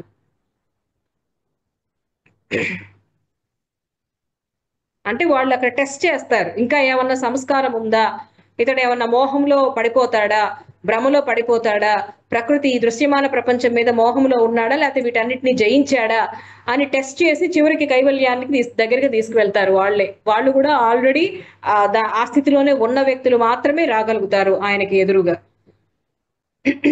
ఈర్ష్యాద్వేషాలు కానీ విషయవాంఛలు కానీ నశించని కారణంగా మరలా వీళ్ళు అంటే అందుకనే జనరల్ గా దేవతలు కూడా నిరంతరముగా వాళ్ళు కూడా అనుకుంటూ ఉంటారటండి, అరే మాకు కూడా ఈ సుఖాలు భోగాలు కూడా మేము అనుభవించలేము, ఇంకా మాకు ఈ సుఖాలు భోగాలు లేనటువంటి నిశ్చలమైనటువంటి స్థితి, జన్మరాహిత్య స్థితి కావాలి అని చెప్పేసి ఆ జన్మరాహిత్య స్థితిని పొందడానికి అవసరమైనటువంటి మానవ జన్మ కదా అని దేవతలు కూడా ఎదురు చూస్తూ ఉంటారటండి, మాకు మానవ జన్మ ఎప్పుడు వస్తుందా, మేము జన్మరాహిత్యం పొందాలని.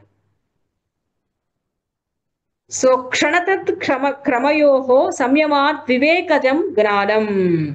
అప్పుడు ఎప్పుడైతే వారిని ఏ విధంగా అంటే ఈ దేవతలు యక్షులు మొదలైన వారిని పట్టించుకోకుండా వాళ్ళు కంటిన్యూ చేసుకుంటూ వెళ్తారో అప్పుడు క్షణక్షణానికి మనసు ఆ యోగి సంయమం చేస్తూ వివేకమైనటువంటి జ్ఞానాన్ని పొందుతూ ఉంటారటండి. సో అట్లా పూర్తి వైరాగ్య స్థితిని పొంది నిశ్చలముగా అభ్యాసాన్ని కొనసాగిస్తూ ఎవరి ప్రలోభాలకి లొంగనటువంటి స్థితికి వెళ్తారట. దానిని వివేకజం జ్ఞానం అంటారు.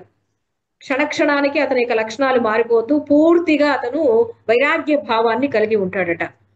సో ఏదైనా అంటే ప్రతి స్థితి యొక్క రూపాన్ని కాకుండా లక్షణాన్ని తెలియచేసేటటువంటి స్థితి వస్తుందట, దానినే వివేక జ్ఞానము అంటారు. 54వ సూత్రం, జాతి లక్షణ దేశై అన్యతాన వచ్చే దాతుల్య యోసత్త ప్రతిపత్తి. అంటే యాక్చువల్లీ మనం ఇక్కడ మన మనుషుల్లో కూడా తెలుపు నలుపు ఇలాంటి రంగులు కాకుండా వాటి లక్షణాలని, ఆ రూపాన్ని కాకుండా దాని యొక్క లక్షణాలను మాత్రమే గుర్తించేటటువంటి స్థితికి వస్తారటండి. ఆ తర్వాత తారక జ్ఞానం వస్తుంది. తారక జ్ఞానం ఇస్ వెరీ వెరీ ఇంపార్టెంట్. తారక జ్ఞానం అంటే ఏంటి అంటే ఈ సంసార సాగరాన్ని నుంచి తరింప చేసేటటువంటి జ్ఞానం ఏదైతే ఉంటుందో అది తారక జ్ఞానం అంటారు. ఆ వివేక జ్ఞానాన్ని తారక జ్ఞానం అంటారు. అంటే ఈ సంసార సాగరం అనేటటువంటి సాగరము నుంచి పూర్తిగా బంధ విముక్తుడైపోతాడు. ఆ బంధ విముక్తిని చేసేటటువంటి స్థితి ఏదమ్మా అంటే దానిని తారక జ్ఞానం అంటారు. అలా యథార్థ స్వరూపాన్ని అతడు తెలుసుకొని దానిలో లయమయ్యి రమిస్తూ ఉంటాడు. అదే మనకి కైవల్యము అని కూడా ఇక్కడ మోక్షము అని కూడా మనకి పతంజలి మహర్షి ప్రత్యక్షంగా పరోక్షంగా చెప్తున్నారు. కాబట్టి మనిషి 56వ సూత్రంలో ఆయన చెప్తున్నారు, సత్వ పురుషయోహో శుద్ధి సామ్యే కైవల్యం. సత్వ పురుషయోహో శుద్ధి సామ్యే కైవల్యం. నేను మీకు నిన్నే చెప్పాను, శౌచము దగ్గర వచ్చేది ఏంటి అంటే సత్వశుద్ధి అని. సత్వశుద్ధి జరిగినప్పుడే కైవల్యము వస్తుంది అని మళ్ళా ఇక్కడ ఎస్టాబ్లిష్ చేస్తున్నారు 56వ సూత్రము. సత్వ పురుషయోహో శుద్ధి సామ్యే కైవల్యం. సత్వము అంటే బుద్ధి, పురుషుడు అనేటటువంటి బుద్ధి పురుషుడు అనే ఈ రెండింటినీ శుద్ధి జరిగినప్పుడు కైవల్యము ప్రాప్తిస్తుంది అనగా ఇక్కడ చెప్పడం జరిగింది. అదే దీన్ని ఎస్టాబ్లిష్ చేస్తారు.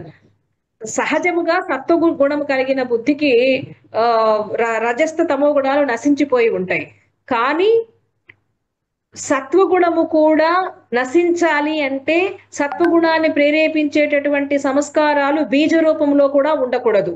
సో పూర్తిగా విత్తనాలు ఏమీ లేనటువంటి స్థితి ఏదైతే ఉంటుందో దానిని బుద్ధి శుద్ధి అని లేదా సత్వ శుద్ధి అని అంటారు.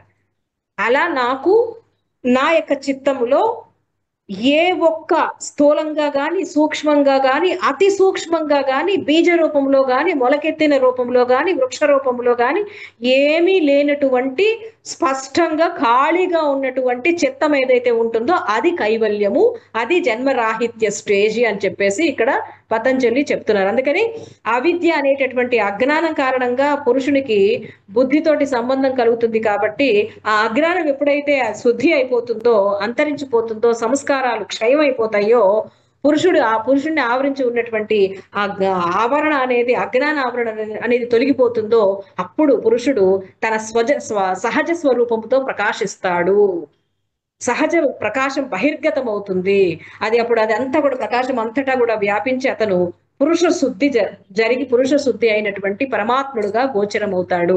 ఆ పురుష శుద్ధి కలిగి సత్వశుద్ధి కలిగినటువంటి ఆ స్థితినే యోగికి కైవల్యము అవుతుంది. అదే కైవల్య సిద్ధి అంటారు. కాబట్టి సాధకుడు యోగి అయి ధారణ, ధ్యాన, సమాధులు అనేటటువంటి ఏకకాలంలో జరిగేటటువంటి సంయమాన్ని పొంది అనేక రకాలైనటువంటి సిద్ధులని అంటే యాక్చువల్లీ మీకు ఒక డౌట్ రావచ్చు, ఏంటంటే పతంజలి మహర్షి ఇన్ని రకాల సిద్ధులు ఉన్నాయని చెప్పారు, మరి ఈ సిద్ధుల కోసం నేను సంయమము చెయ్యాలా, ముక్కు మీద చెయ్యాలా, లేకపోతే నోరు మీద చెయ్యాలా, లేకపోతే కన్ను మీద చెయ్యాలా, ఇదేంటి చెయ్యాలంటారా అసలు అనేటటువంటి డౌట్ ఎవరికి రాలేదా? వచ్చింది మ్యామ్. మరి ఎందుకు చేయాలంటారు? ఇట్లాంటి ఏంటో చెప్పుకొచ్చారు మొత్తం ఆయన 20 దగ్గర నుంచి మొత్తం 50 సూత్రాలు, 44 సూత్రాల వరకు మొత్తం సిద్ధుల గురించే చెప్పారు. జనరల్ గా ఒక వ్యక్తి మనం పుట్టిన దగ్గర నుంచి మరణించేంత వరకు ఒకే రకంగా ఉంటున్నామా? ఉండం మ్యామ్. పరిణామం చెందటం లేదా? మనం శారీరకంగా, మానసికంగా పరిణామం పొందుతూ ఉన్నాం కదా, ప్రకృతికి అనుగుణంగా మారిపోతూ ఉన్నాం కదా మనం. అట్లానే ఎవరైతే వారు జీవన విధానాన్ని జరుపుతూ ఉంటారో, జీవన విధానాన్ని గడుపుతూ ఉంటారో, వాళ్ళు సాధన చేస్తూ ఉంటారో, ఆ సాధనకు అనుగుణంగా వాళ్ళకి స్థితులు కలుగుతాయి. ఇప్పుడు నేను ధారణ, ధ్యాన, సమాధి నేను అభ్యాసం చేస్తూ ఉన్నాను. ధారణ కూడా చేస్తున్నాను, ధ్యాన స్థితికి వచ్చాను, ధ్యానము దాటుకొని కూడా సమాధి స్థితికి వచ్చాను. సమాధి స్థితికి వచ్చిన తర్వాత ఇంకా సమాధి స్థితిని మీద ధ్యానం కొనసాగిస్తూ అభ్యాసం చేస్తూ వస్తే నాకు ధారణ, ధ్యాన, సమాధులు ఏకకాలంలో జరిగిపోతున్నాయి. ఈ స్థితిలో మానవుడు కనుక కన్ను మీద మనసు ఏకాగ్రపరిస్తే కన్నుకు సంబంధించిన సిద్ధులన్నీ జ్ఞానం అంతా వచ్చేస్తుంది. నువ్వు దేని మీద పెడితే దానికి సంబంధించిన జ్ఞానం అంతా వస్తుందయ్యా. అది స్థితి, ఆ యోగి స్థితి. అది న్యాచురల్ గా వస్తాయి, అవి సహజంగా వస్తాయి. నువ్వు అభ్యాసం చేస్తూ ఉంటే సహజంగా వస్తాయి. వాటిని చూస్తూ ఉండటమే అంతే. కానీ ఇప్పుడు ప్రజలు ఏమైపోతున్నారు, నాకు సిద్ధి వచ్చింది కదా, నేను కూడా భగవంతుడిని అయిపోయానని చెప్పేసి ఆ సిద్ధిని చూపించి మైమరిపింపజేసి భ్రమలో పడేసి జనులని వాళ్ళ నుంచి తనకు కావాల్సింది తెచ్చుకుంటున్నారు. అంతటితోటి వాళ్ళ అభ్యాసం ఆగిపోతుంది. అక్కడతోటి కైవల్యాన్ని పొందటం లేదు. వాళ్ళు విభూతులు వచ్చినంత మాత్రాన ఆ యోగి కైవల్యాన్ని పొందడండి. విభూతులు కూడా దాటి వెళ్ళినప్పుడు మాత్రమే కైవల్యం వస్తుంది. విభూతులు జ్ఞానము లేదు, ఏమీ లేదు. నా కళ్ళకి మొత్తం వినిపిస్తూ ఉన్నాయి, నా కళ్ళకి మొత్తం కనిపిస్తూ ఉంది, నా చెవులకు అంతా వినిపిస్తూ ఉంది. వాళ్ళు ఏం మాట్లాడుకుంటున్నారో తెలుస్తుంది. వాళ్ళని చూస్తే వాళ్ళ పూర్వజన్మ సుకృతము, ఇప్పుడు జరగబోయేది, రేపు జరిగేది కూడా అర్థమవుతుంది. నా గురించి తెలుస్తుంది, ఎదుటి వ్యక్తి గురించి తెలుస్తుంది. పంచభూతాలకు సంబంధించిన జ్ఞానము, విపరీతమైనటువంటి జ్ఞానము నాకు తెలుస్తుంది. తెలిసి కామైపోయా నేను. నాకు ఏ జ్ఞానం అవసరం లేదు, నిశ్చలంగా ఎటువంటి చలించనటువంటి ఒక స్థితికి వచ్చేసా నేను. ఆ స్థితి కైవల్య స్థితి అవుతుంది. అలా కాకుండా నాకు విభూతులు వచ్చినాయి చూడండి, ప్రదర్శించుకోవటం, విభూతుల గురించి పట్టించుకోవటం, ఇంకా దానికోసం తాపత్రయపడటం, ఆశ పెట్టుకోవటం, ఇలాంటి కామము గనక ఎప్పుడైతే ఉంటుందో ఆ వ్యక్తికి కైవల్యం రాదు. బీజరహితము కాదు, విత్తనాలు ఉండి ఉంటాయి ఇంకా లోపల. అవి ప్రేరేపిస్తే రేపొద్దున అనేక కర్మలు చేస్తాడు, అనేక పనులు చేస్తాడు. అవి మళ్ళా తిరిగి కర్మలుగా, సంస్కారాలుగా లోపల రెకార్డై ఈ జనన మరణ చక్రంలో కొట్టుమిట్టు వాడతాడు గాని జన్మరాహిత్యాన్ని పొందలేడు. కాబట్టి ఈ సిద్ధులు సహజంగా వస్తాయి మానవునికి, యోగికి అలా సాధన చేస్తూ ఉంటే. వాటిని మనం పట్టించుకోకూడదు. మన టార్గెట్ ఏంటి అంటే కైవల్యం.